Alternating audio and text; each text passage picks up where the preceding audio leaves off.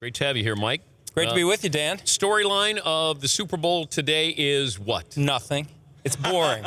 It's the Patriots. So half of the Super Bowl is going to give us nothing all week. I mean, we've got the predictable, what's Roger Goodell going to do if he has to hand the trophy over to Tom Brady? And it even gets more awkward the next day because they have the day after press conference for the MVP. If he wins the MVP, that's when he directly hands him a trophy if it comes to that. But I don't know. Yeah, we're getting ahead of ourselves. I think the Falcons get a little upset when we talk about these hypotheticals of the commissioner giving the trophy to Tom Brady because that presumes that the Patriots will win. Yeah, but if I'm a Falcon, I hope all the attention goes to the Patriots. Now, I know what happens. It'll be nobody gave us a chance. Oh, woe is me.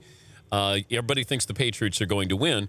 But if I'm a Falcon, knowing how these weeks go in the 30 Super Bowls that I've been around, move in your own direction without any interruption and don't crave attention.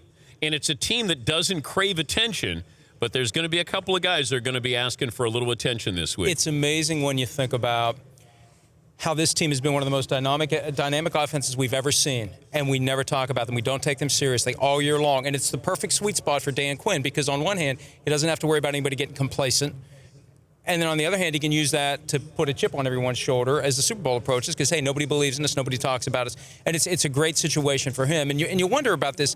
Everybody's going to say Patriots because of the experience, because of Tom Brady, because of Bill Belichick, but, we've seen these games where it's like a changing of the guard, and I feel like that if this goes the Falcons' way, that's what we're going to be saying a week from now. We should have seen this coming.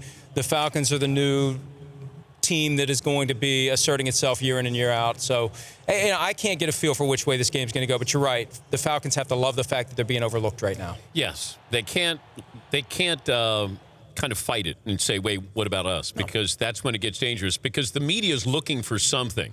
And if you give them something, you're going to get a whole lot of something. So you have to be careful with that. But we also have the role that politics could play in media night tonight with Donald Trump, with Tom Brady, Bill Belichick, Robert Kraft. Now, Robert Kraft's not going to be there to be interviewed, but Belichick and Brady are. How much of a role does that play in non-traditional sports outlets who are going to cover media night? Well, they may try to ask questions, but in Bill Belichick and Tom Brady, we got two of the all-time greats at deflecting. I got nothing to say about that, and you move on to the next question. And especially Belichick. He just say, I'm not going to talk about that. Let's talk about football. I'm here to talk about football. Ask me football questions. I don't answer them. And I think Brady's already tried to avoid talking about Donald Trump. And I think, if anything, this week they'll be even more determined to avoid giving anyone a soundbite that takes on a life of its own. The thing I always worry about is not the one person who is you're going to ask or should answer. It's teammates who have to answer for somebody. That's where it gets a little dangerous because now somebody's going to say, do you support Brady supporting Donald Trump?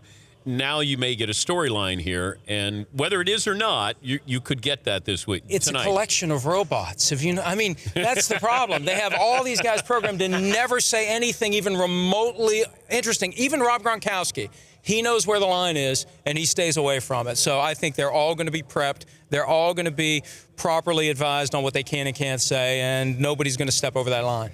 What if Brady showed up with a Donald Trump hat? Just say, here I am. I was thinking we should have hats made that say, make football night in America great again. Shouldn't we have that? No, we don't need to. Because it's already great. It already is. That's right. Yeah. There we go. Yeah. Despite my involvement in it. Was this a good year for the NFL? Well, it didn't start off very well. When you have primetime ratings 25% lower than they were the year before, and these apples-to-apples comparisons, that's concerning. Now, after the election, it turned around, and I think the playoffs, under the circumstances, were pretty good because we had one good playoff game. But the ratings were roughly on par with what they were a year ago, so I think it's turning around. I think next year has the potential to be really good because they're going to be comparing next year's ratings to this past year, which wasn't very good. So, hey, we're up 10% this year, in comparison to last year, which wasn't any good. Well, how important is having a good Super Bowl here to sort of have the exclamation point instead of a period at the end of this season? I think it helps, but, the NFL grew and grew and grew all those years where the Super Bowl wasn't very good. Yeah. And we've gotten spoiled in recent years where more often than not it's good, but I remember a lot of bad Super Bowls in the 70s and the 80s, but the sport still kept growing and growing and growing. When did it change? When we started to have more competitive Super Bowls, and why? Well, I don't know. I remember Super Bowl 25. The Bills and the Giants, that was one that we didn't expect to be competitive. Yeah. And then Super Bowl 36, it seemed like that one, the Rams-Patriots, was like this new age of good Super Bowls, even though Tampa and Oakland was not a good one. it's like every year after that, the default is. And I think part of it is now that when a team falls behind 7 or 10 points, it used to be, except for the 22 Washington and Denver when Washington came back down 10-0, it used to be if you were down 7 or 10 points, that was it. You were broken. The stress, the stage, everything caused you to crumble. Now I think a team falls behind, it doesn't give up. Like the Patriots 2 years ago, they're not 10 points in the fourth quarter, they come back and win the game. That used to be unheard of. If you were down by 1 or 2 scores in the 70s or 80s, that was it. It was over. Did Roger Goodell have a good year? Oh, I don't know. It's not over yet. It could get very bad on Sunday night and Monday morning. I think that anytime But the it's league, about content, though. You're going to have good content, though, if he has to hand a trophy to Tom Brady on Monday. Yeah, I don't know if it was a good year or a bad year for him. There's been worse years, right? Last year with all the Deflategate stuff, and I just feels like it was just a year. He didn't really stand out one way or the other, which I guess you would call a good year. If the commissioner isn't a major storyline like it was with Ray Rice or Deflategate, then he's just there, then I think it's a good year. He's Mike Florio from ProFootballTalk.com joining us, Dan Patrick Show. John Lynch is the GM of the 49ers. Maybe I shouldn't withdraw my name from consideration. I don't know if anybody saw that coming. Yeah, and here's what happened. They went into the process intent on hiring a general manager. They really wanted Chris Ballard, who's now the Indianapolis general manager, but he wasn't interested. They wanted Nick Caserio. They wanted to do a package deal, Nick Caserio from the Patriots with Josh McDaniels. That didn't work out. And what happened was 2 weeks ago, they got to a point where Kyle Shanahan was the only coaching candidate left. That was it. So he was in a position to ask for all sorts of stuff, and he's going to get, I think, $30 million over 6 years. He's going to have full control over the roster. And once it became clear that he's running the show, that's when Lynch approached him, because Lynch isn't going to be running the show in San Francisco. It's going to be Kyle Shanahan. But Lynch is going to be the guy in the front office who's pulling it all together, and it just kind of worked out that way. But who knew? I tell you what, for a team that has been notorious for its leaks in recent years, nobody knew anything about John Lynch being interested in this job or them being interested in him. So I guess it's a good litmus test for whether or not they've plugged their leaks. Now moving forward, we'll see if they can win some football games. But is this a ceremonial role here because he's not running the show as the GM? Well, but he's going to be running the front office, and I think they're intent on having a good partnership between the coach and the GM. They had the Jim Harbaugh and Trent Baalke thing, which was a disaster. They really want to have a good relationship between coach and GM. And even though Kyle Shanahan's going to have final say, I think Lynch is going to be the guy who pulls it all together, kind of like John Elway did. I mean, this can go one way or the other. It's going to go John Elway or Matt Millen. Ooh. And, Matt Millen, a lot more parallels to John Lynch, but you look at Elway, the Denver pedigree, and the thinking is Lynch is always a guy who's overachieved. He's going to work hard. He's going to come in. He's going to do all the right things. And as long as he has people around him that he can trust, and you pull it all together, you have a consensus, everyone's on the same page. I mean, he can't. Look, they were 2-14. The bar's low. So they can go 4-12 next year and double their wins. 100% improvement, and we still stink, but, we're moving on the right direction. Do you want in on our bet on McLovin at the end of last year said Deshaun Watson was going to be the number one player taken in the draft. So this is last year. Joe Thomas came on our show and said, we should not take a quarterback here. But McLovin has a wheel of punishment bet on Deshaun Watson as the number one overall pick. Now, it doesn't have to be the Browns. It could be if somebody trades up or whatever, but is Deshaun Watson the number one player taken? Well, what more can the guy do? I love it how everybody gets upset because he didn't go to the Senior Bowl. Just put in the tape. He faced the closest thing college football has to an NFL defense, 2 straight years in the national championship, the biggest stage in college football, and he shredded them. Yeah. 1 year they didn't win, 1 year they did win. That should be all he needs to do.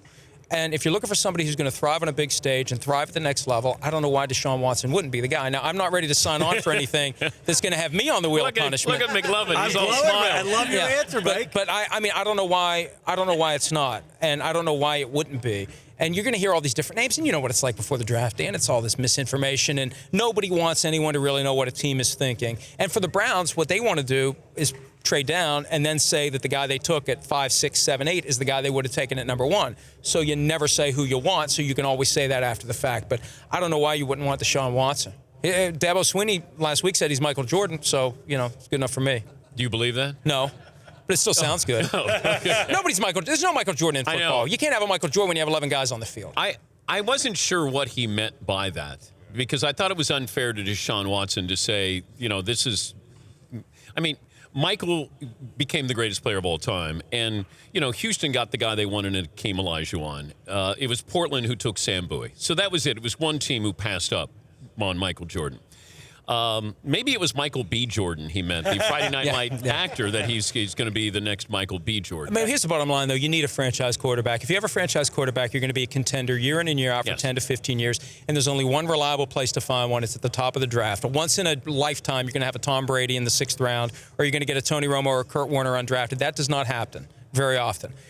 You get that high draft pick, and now, especially since you don't have to make that huge financial investment like it used to be, it's worth taking a shot. I don't know why the Browns wouldn't take a shot. They got to stop that. How many names are on that jersey now? It's like 28 names on the jersey of starting quarterbacks since 1999. They desperately want to find a guy that's going to be their guy for 10 or 15 years. Would you take Deshaun Watson? Look, you don't want me running your team, but yeah, I'd take him. Well, you can't do any worse than the Browns have. Well, so. But when you see what he did, it's Nick Saban defense. Mike, the it's guy's just a question. unstoppable. It's just a question. Yeah, I'd take him. Okay, all right. I just don't want to end up on this wheel of punishment. I'm afraid of what I'm walking into. I think Mike needs to be on this wheel of punishment. No, McLovin. If it's him, then yeah. McLovin. Take a kicker if it's him. McLovin, it's your wheel of punishment. Wow. Well, he just said the Browns might trade down and take him at 5. Do I get out then? Well, it wouldn't be him. I mean, they could just take could take somebody else at 5 and say that's the guy we would have taken at 1. Whoever is the team that has the first pick is your wheel of punishment. If Deshaun Watson's name is not called the first name, then you get wheel of punishment. Okay. How about first pick in second round out? No. It's one thing. It's one overall. That's it. 2 spins, wheel of punishment. How about Mike has to host me? No. He's not involved in any of this. Because Mike can't stand spending time with me. No, so I can't. Yeah, no. Why is there friction between you two? I don't know. We started off joking around, and at some point it just became real. Yeah, but what happened, McLovin? Because Mike guest hosted, and during the look-ins, on the basketball court, there were a lot of elbows thrown. Things got kind of serious. I get back home. I get a day off, and then I come in, and McLovin goes, not good with Florio. And I go, why? What happened? We just don't get along. And I said, well, he was throwing. How do you not get along with Florio? He was throwing a football and a look in. I'm like, Mike, have you considered that maybe you're not a lefty and you're really a righty? And he didn't. Yeah, that wasn't good. Paulie, that's not a good way to break the ice. Yes, Paulie. I don't want to stoke this up any further, but Perloff eyeing me a little bit ago. He goes, are you looking at the monitor? I think my hair looks just as good as Florio's. No, I wasn't. Well, now you need to get thicker glasses.